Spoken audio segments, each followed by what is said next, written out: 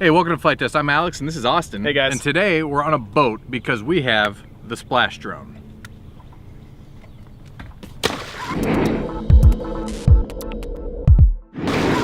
Oh boy, that was very uncomfortable.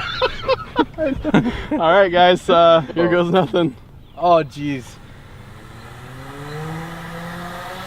Oh! Yeah, all right. So you did it, dude.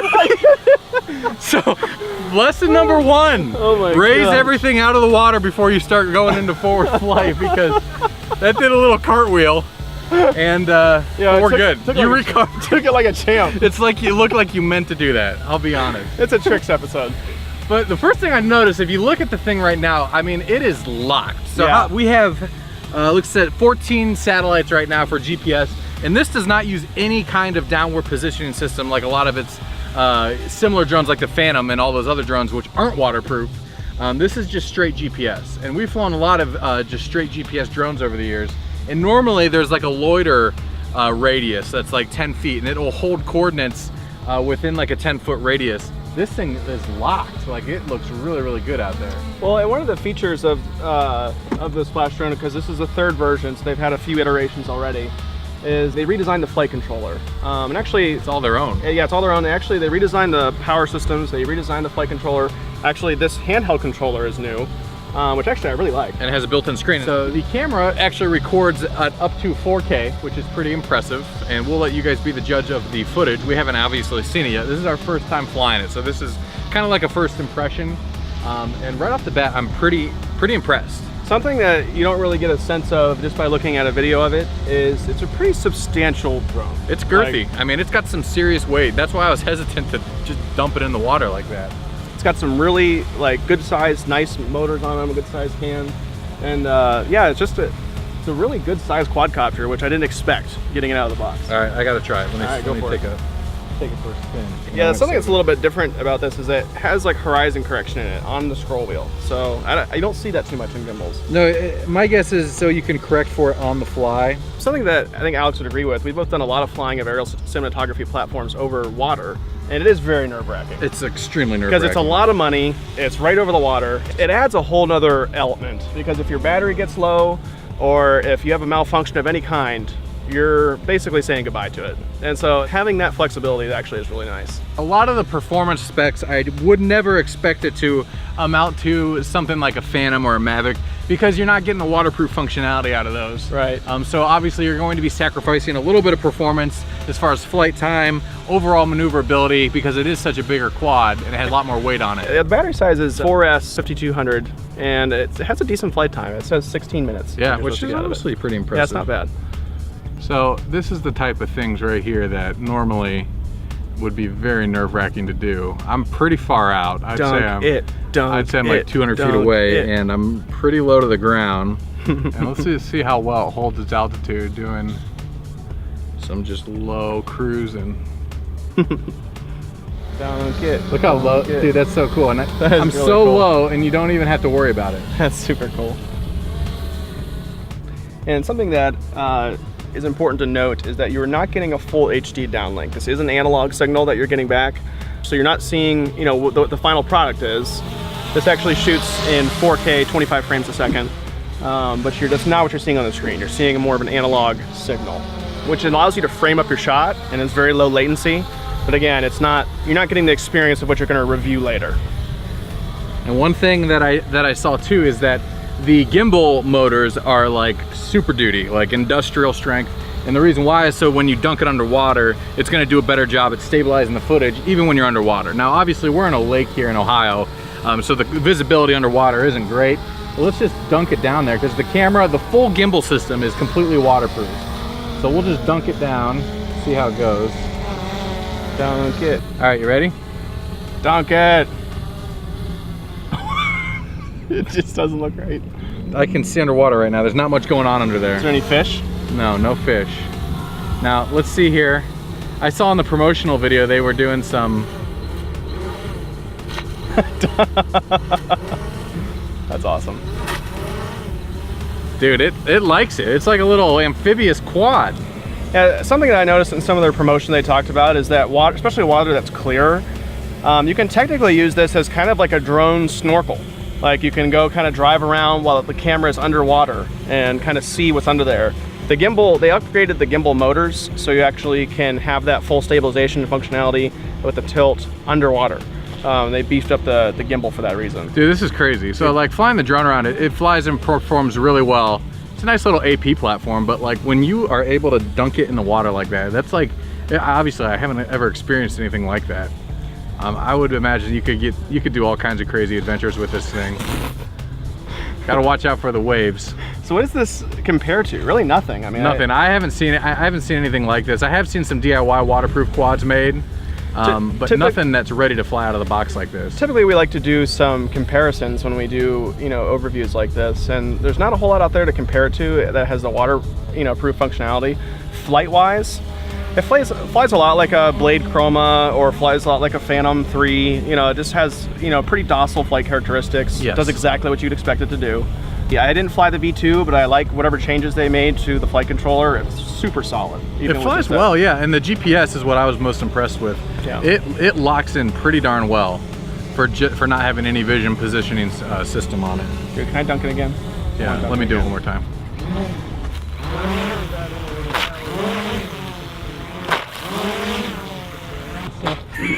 I could just do that with it all day. It's like FPV jumping off the diving board. Obviously this is all like semi-autonomous, but just to give you an idea, I'll level off right here. And this right here is maximum punch out. Dun, dun, dun, dun. So nothing crazy, but honestly pretty respectable for how heavy of a quad this is.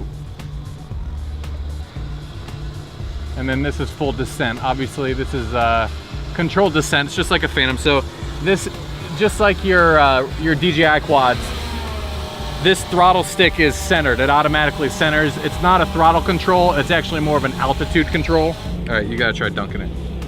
Real quick before I dunk it, which I'm really excited to do, I figured to talk a little bit about the transmitter. So there's a couple of different modes here. There's GPS, there's Smart Cruise, and there's ADDI mode. There's also normal and return to home mode there. So it does have return to home feature, which we have and probably won't test today. Right now we're in video mode. So when you have this toggle flipped up, it's recording. And then in preview mode, you're just watching the screen. And then when you flick it into photo, it takes the photos. This is a feature we'll be talking about here in a little bit. This is your airdrop feature. This is where we'll actually be dropping some fishing lines. One of the other cool things too that you can do with this is you can actually attach a small flotation device and bring it and deliver it. It'll release whatever you put on there. So you can actually use flotation device and actually use this to save people's lives. All right, I'm gonna dunk it. What happens if you like full speed dunk it? Like a high speed dunk? You ready? Dunk it. Dunk it. Dude, the gimbal was locked. I don't think it moved at all. There's something very satisfying about that. It's just a flying drone, also it just like makes this splatter noise. Oh, that's awesome. There's something really gratifying about that. There is. And I have a feeling like this lake, we're in a small lake here in Ohio, Lake Mohawk. This is a lake community. Tons of people live here on a lake. And I think that would be the type of person who would really benefit from this. Yes. Even more so than like a Phantom or something like that, because they can take it out on the boat, they can fly it from their dock over the water and not have to worry about it. Absolutely, water sports is the application for this. I mean, you just don't have to worry when you're flying it, and you can get all the same cool shots you'd get with any other platform. So speaking of who this is for, this also came with a different camera attachment. Yes. You want to talk a little bit about that? Yeah, so this has a separate camera attachment designed specifically for fishing. And for those of you who haven't checked it out, maybe we can play some B-roll right now of some really cool channels that have been doing some amazing things with drones in the fishing realm. Specifically over like deep sea fishing, people out on the ocean. What they do is they take their lure, attach it to the drone while it's still connected to the fishing pole, and take it out over the ocean, and they can look down and look for schools of fish.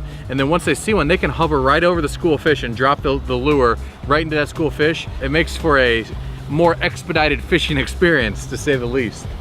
So we have the attachment. We're gonna try to do some fishing right now. Okay, so we got the fishing attachment attached. The gimbal is taken off. It's actually a pretty cool little design here. It's a quick release. You just undo the one pin, pop it in there, plug it into the same input, which is also waterproof, and boom, you got a quick release system. And the camera also swivels. So yeah, you can swivel the camera any which way you want. We're gonna go straight down. I think that's kind of the point, especially maybe not so much on a lake, but when you have clear water like in the ocean, you can actually see fish from the air. None of us are experts at fishing, so we figured we'd bring in an expert, our resident expert. His name is Jeremy, not Jeremy Wade, but he does have a River Monster Edition fishing pole, and we're gonna do some fishing. So I'm gonna switch Jeremy because he's running camera right now. I'll give you this, you take that. And just like any fishing trip, we start off with a tangled line. As is customary. Okay, so we have a very, very light jig on here, which we can't throw very far. So this will be nice. We'll see how far we can take it out and then fish for quite a distance before. I'm gonna be honest, I don't know what I'm doing. I'm gonna fly this thing over there, but I don't really know. You're the fishing guy, so what do you just put it in there? Yeah. Say when. When. All right, we got it. Thingies. And you want to have your bail open so the line is able to go out, because I don't think you want to pull the drone down with your rod. That would be a bad day. Wouldn't it be amazing if we caught something right now on camera? It would be amazing. How much bait can it normally do? This is designed to carry 2 pounds of bait. That's a whole lot of bait. That's like deep sea fishing bait. Yeah, that's like catching like tuna. Hooray! Good luck.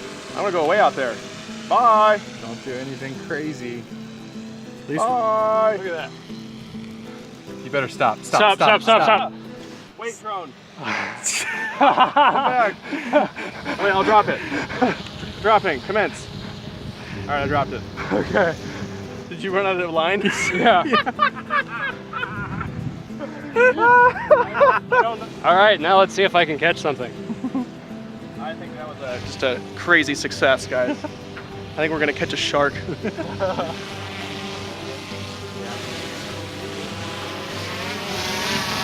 killer.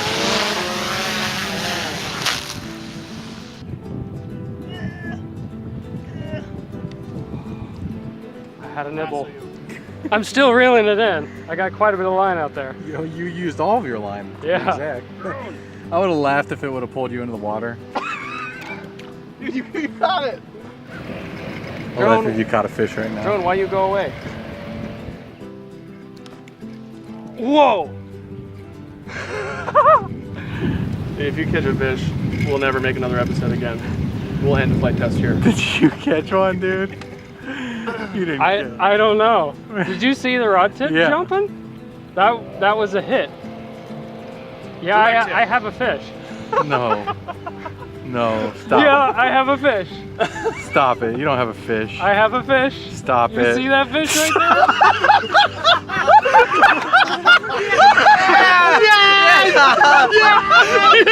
Yes! Look at that monster bluegill!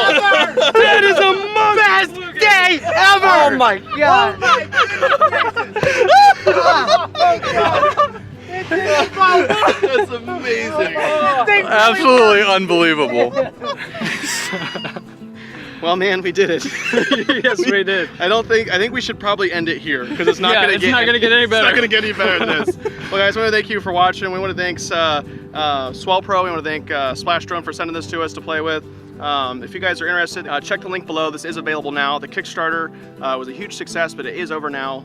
But I believe they're going to be shipping these in August. So check the link below. We'll get you guys hooked up. Thanks for watching, guys. See you guys next time.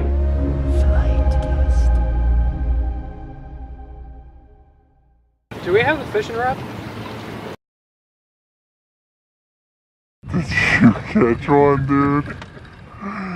You didn't. I don't know. Did you see the rod tip jumping? That was a hit. Yeah, I have a fish. No. No, stop. Yeah, I have a fish. Stop it. You don't have a fish. I have a fish. Stop it. You see that fish right there?